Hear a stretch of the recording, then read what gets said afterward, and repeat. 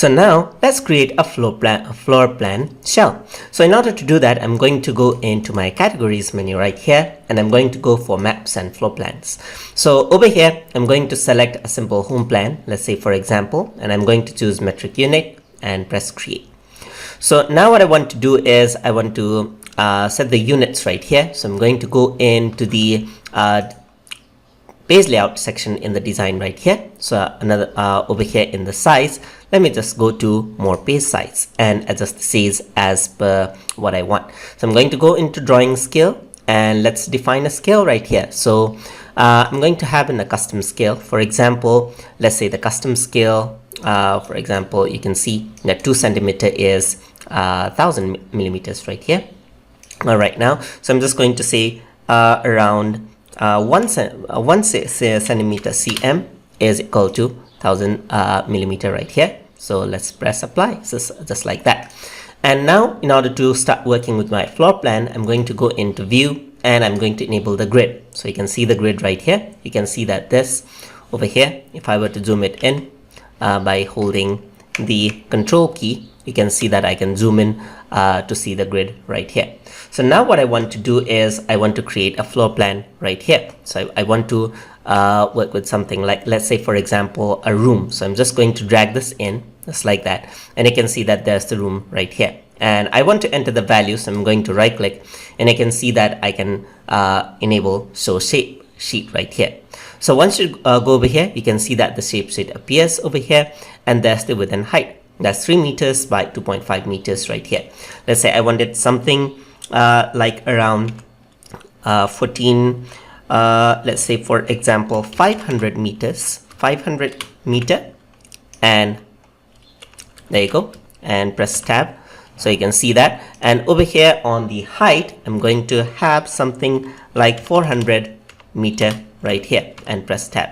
There you go. So once I do that, you can see that the drawing is actually very big, very large right here. Let's say I want smaller, something like 50 meter. That's too large already. 50 meter, tab, and 40 meter, tab. All right, there you go. So you can see that the exact amount of space has been set right here. So you can see that this is my floor plan right here. So this is the base format, and you can see everything snaps out because I enable the grid right here.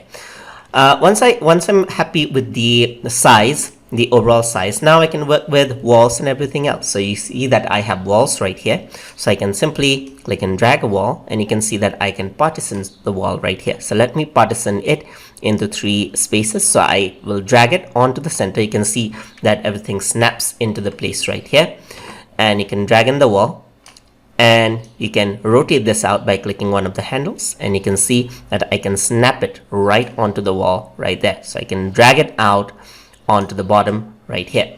So you can drag the wall over here. Let me just drag it on right onto the center. So there's around 4 walls. Drag it around over here. Let's say for example, this is the floor plan that I have. Drag the wall over here as well, and drag it around to the corner. So you can see that this is the floor plan that I have. So let's say I want to add in door and things like that. So there's a double door right here. So I can simply click and drag it around over here just like that. So you can see that this is the double door. I can also increase the size of the door, as you can see right here. So let's say this is the main door, the main entrance right here. And let's say this is a small storeroom on the sides right here. So let me add in a door right here. You can see that I can add in a small door, and I can also increase the size of the door right here just by pulling that out. So you can see that there's a door. I can press Ctrl C and press Ctrl V to duplicate that out, and I'm going to drag this door right here. And if I were to drag it onto this section, you can see that the door handle just you can see you can work around with the door handle as well. And I can also rotate this around to change the angle of the door, as you can see right here, and I can work around with the rotation tool right here. So you can see that there's 2 doors right here. I'm going to add in 1 more door right here. Let me just copy and paste it so that the size is consistent. Let me just drag it over here, and then again Ctrl C and Ctrl V, drag it around over here. So there you go, that's the doorways and everything else. You can also increase the angle of the door opening, and you can see that you can really work around with how you want to display your overall floor design.